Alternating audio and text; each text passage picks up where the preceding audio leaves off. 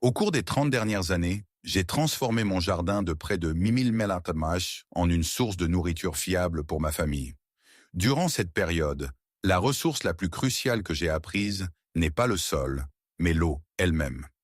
La plupart des gens, face à une sécheresse, se précipitent sur leurs tuyaux d'arrosage, partant du principe que sans pluie du ciel ou sans eau pompée par le réseau municipal, leurs plantes mourront tout simplement.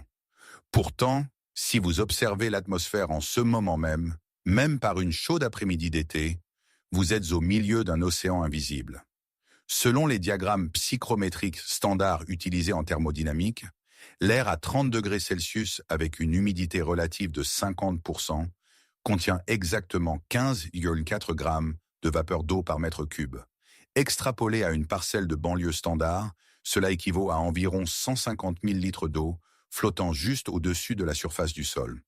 Le problème n'est pas un manque d'eau, mais plutôt l'absence d'un mécanisme pour attirer cette eau vers la terre.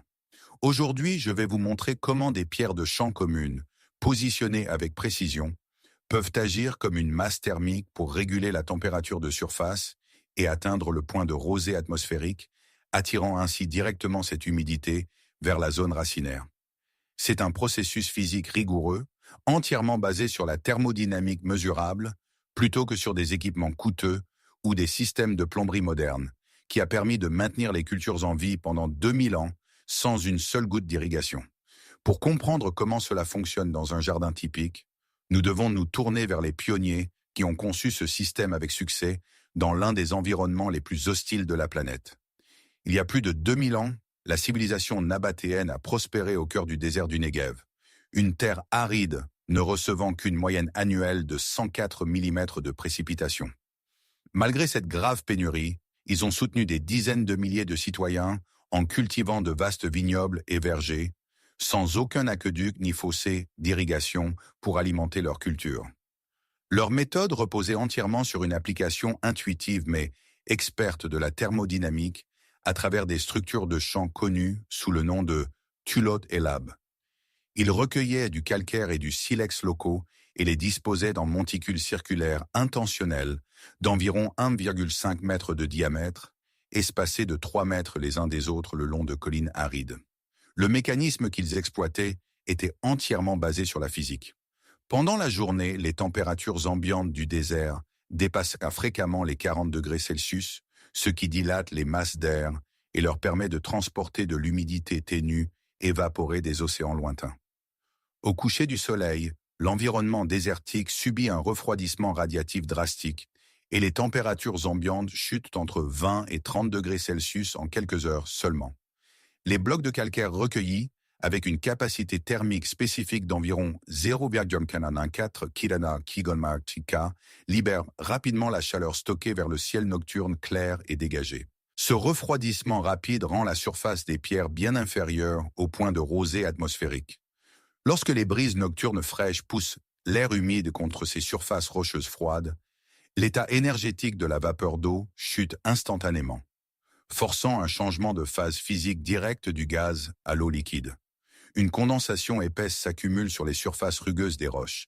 La gravité prend alors le relais, tirant ces lourdes gouttelettes d'eau vers le bas à travers les fissures sombres et isolées entre les pierres empilées. Cela protège le liquide nouvellement formé de l'évaporation inévitable par le soleil du matin et le délivre directement à la matrice profonde du sol où les systèmes racinaires sont intentionnellement positionnés. En fait, ils ont transformé les roches du désert elles-mêmes en générateurs d'eau atmosphérique permanents et autonomes, prouvant que la survie agricole ne dépend pas seulement de la pluie tombant du ciel, mais de la construction des structures physiques nécessaires pour condenser la vapeur d'eau qui traverse votre terre. Vous pourriez être tenté de considérer ces structures antiques comme une anomalie historique, mais les principes physiques sur lesquels elles reposent ont été rigoureusement testés et validés par la science atmosphérique moderne. Le passage des techniques de survie antiques aux données empiriques modernes a commencé en 1912, lorsque l'ingénieur forestier russe Friedrich Sable a découvert des monticules de pierres massives similaires alors qu'il étudiait les montagnes de Crimée. Il n'a pas vu un miracle inexplicable, mais a reconnu un moteur thermodynamique. Il a mesuré méticuleusement les structures et a construit son propre condenseur de précision de 13 mètres de large, prouvant par extraction physique qu'un tas de galets de mer correctement empilés pouvait condenser jusqu'à 360 litres d'eau liquide directement de l'air côtier chaque jour. Ce n'était pas une coïncidence localisée, mais un processus physique reproductible. La dynamique de la condensation atmosphérique passive a finalement été systématisée dans l'ingénierie moderne, notamment dans le brevet américain 33807, qui détaille la géométrie précise nécessaire pour acheminer l'air ambiant à travers une matrice thermique à haute densité afin d'extraire l'humidité atmosphérique sans énergie mécanique. Nous n'avons pas besoin de nous fier uniquement à l'ingénierie d'il y a un siècle ou à des brevets historiques pour voir comment cela fonctionne aujourd'hui. Regardez les récentes fermes commerciales confrontées à de graves conditions de sécheresse dans le sud-ouest des États-Unis.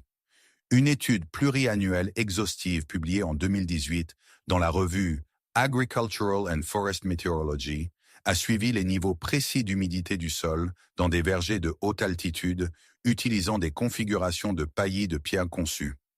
Les chercheurs ont intégré des capteurs de teneur en eau volumétrique profondément dans la zone racinaire et ont enregistré les données en continu. Les données ont montré que le placement de couches calculées de roches rugueuses et denses autour des troncs d'arbres non seulement empêchait l'évaporation de l'humidité existante du sol, mais générait activement de nouvelles eaux. Les capteurs ont révélé que les différences de température des roches lors des nuits claires provoquaient une chute localisée du point de rosée, déposant en moyenne 1,2 mm pendant la nuit. Au cours d'une saison de culture sèche standard de 150 jours, cette condensation passive équivalait à 180 000 litres d'eau de recharge par hectare, remplaçant efficacement la nécessité d'un système d'irrigation goutte à goutte actif en manipulant simplement la surface physique et la masse thermique positionnée au-dessus de la zone racinaire. Les agronomes modernes ont prouvé que, sans pomper un seul litre d'eau souterraine, ils peuvent transformer des champs secs et poussiéreux en terres agricoles viables en obligeant l'atmosphère à libérer son humidité. Si vous sortez dans votre jardin à 3 heures du matin, vous verrez la dynamique de ce processus se dérouler sous vos yeux et vous réaliserez que ce n'est que de la pure thermodynamique, pas de la magie. En tant que propriétaire ayant observé ces systèmes pendant des décennies, je peux vous dire que le secret réside entièrement dans la science invisible du transfert de chaleur et du changement de phase physique. Imaginez que des pierres de champ denses, comme le basalte ou le granit, soient placées juste au-dessus de la zone racinaire. Ces pierres ont une capacité thermique volumétrique élevée, agissant comme un énorme bouclier thermique qui absorbe le rayonnement solaire pendant l'après-midi, empêchant les couches supérieures du sous-sol de cuire et de perdre l'humidité existante par évaporation capillaire.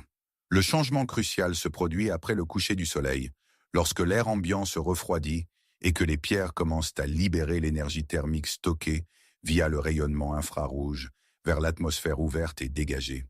Parce que les pierres sont denses et exposées au ciel nocturne, leur température de surface chute radicalement, tombant souvent bien en dessous de la température ambiante et atteignant un point de rosée atmosphérique spécifique.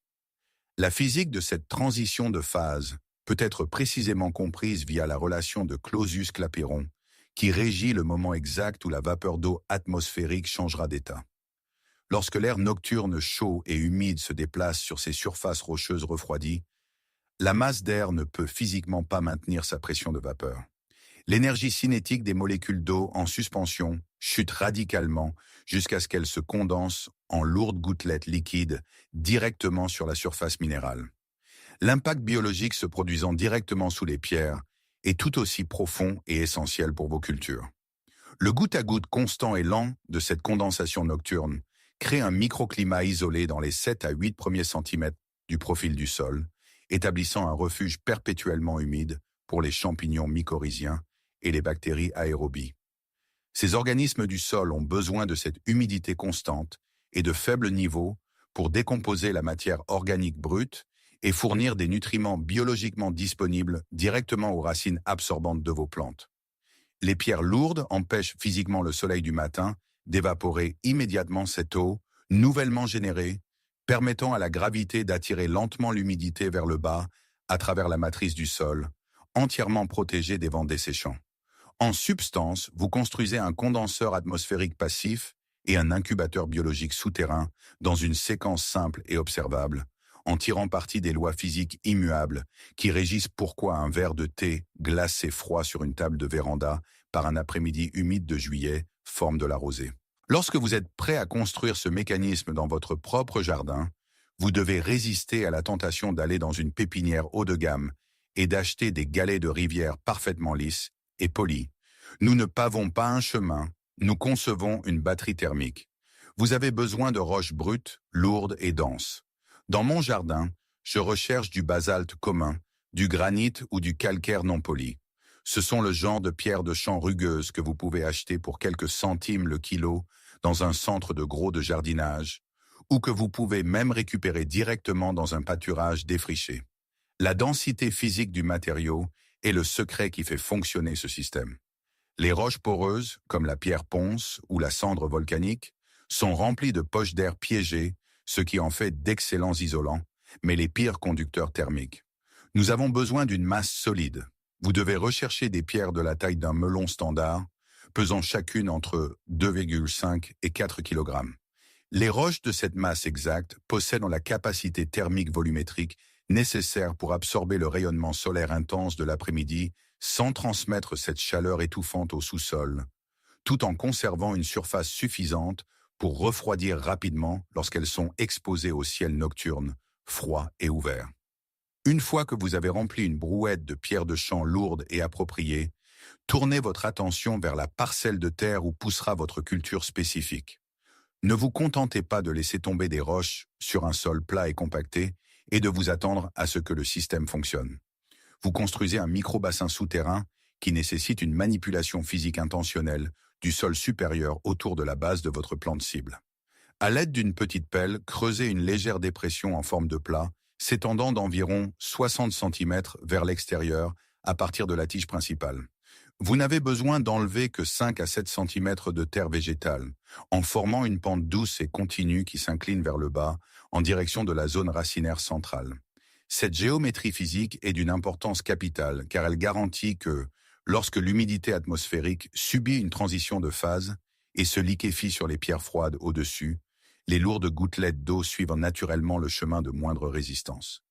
La gravité attirera le condensat à travers les fonds rugueux des roches, le guidant directement dans ce plat de terre peu profond, acheminant chaque gouttelette générée précisément là où les racines absorbantes biologiques attendent. Enfin, prenez une sarcleuse manuelle en acier et ameublissez soigneusement le fond de ce plat nouvellement creusé, brisant toute couche d'argile compactée. Le sol doit être extrêmement lâche pour que l'eau de condensation nocturne puisse s'infiltrer immédiatement dans la terre, coupant en toute sécurité l'humidité des vents matinaux. Une fois le plat peu profond préparé, il est temps de placer les lourdes pierres de champ. Et cette disposition physique exige une précision exacte pour maximiser les effets thermodynamiques tout en protégeant la santé biologique de votre culture. Ne vous contentez pas d'empiler des roches contre la base de la plante. Cela pourrait emprisonner l'humidité excessive contre l'écorce de la tige principale, entraînant une pourriture fongique fatale. Au lieu de cela, prenez les pierres de 2,5 à 4 kg et commencez à les disposer en un cercle étroitement imbriqué, laissant délibérément un espace d'environ 5 cm entre le bord intérieur de la pierre et la tige de la plante. Vous voulez que les roches se touchent épaule contre épaule, formant un bouclier thermique continu au-dessus du plat de terre excavé précédemment. Lorsque vous soulevez et placez ces matériaux lourds, assurez votre sécurité en vous rappelant les principes de base de la biomécanique. Gardez le dos droit, pliez les hanches et poussez avec vos jambes. Car déplacer manuellement des centaines de kilogrammes de basalte dense dans votre jardin est une tâche physique sérieuse qui exige du respect. Une fois le premier anneau intérieur en place, construisez un deuxième anneau concentrique légèrement plus large, directement contre le premier, éliminant ainsi les grands interstices que le soleil de midi pourrait pénétrer et évaporer l'humidité accumulée. Le dessus des pierres doit être positionné à environ 2,5 cm au-dessus du niveau naturel du sol environnant de votre jardin, tandis que le dessous doit reposer profondément dans le plat frais et ombragé. Cette géométrie spécifique garantit que, lorsque l'air ambiant se refroidit radicalement la nuit et que la vapeur d'eau subit une transition de phase, Le condensat résultant s'écoulera le long des surfaces convexes des roches et tombera directement dans la zone racinaire, protégée à travers les fissures étroites et sombres.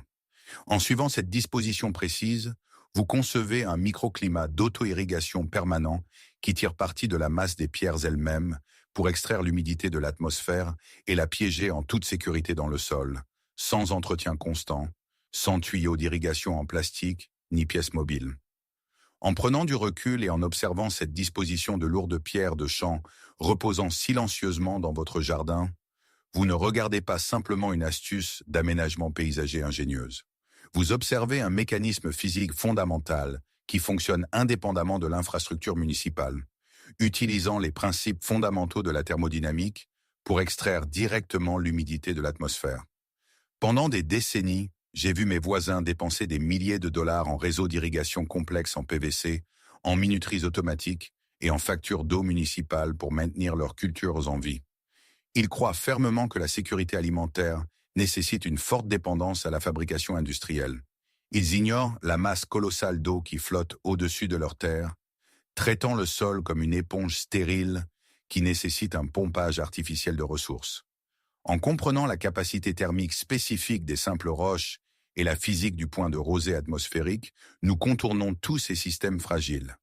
Cette compréhension nous place à un carrefour critique dans la façon dont nous abordons notre survie et la gestion de notre planète. Nous devons poser la question fondamentale.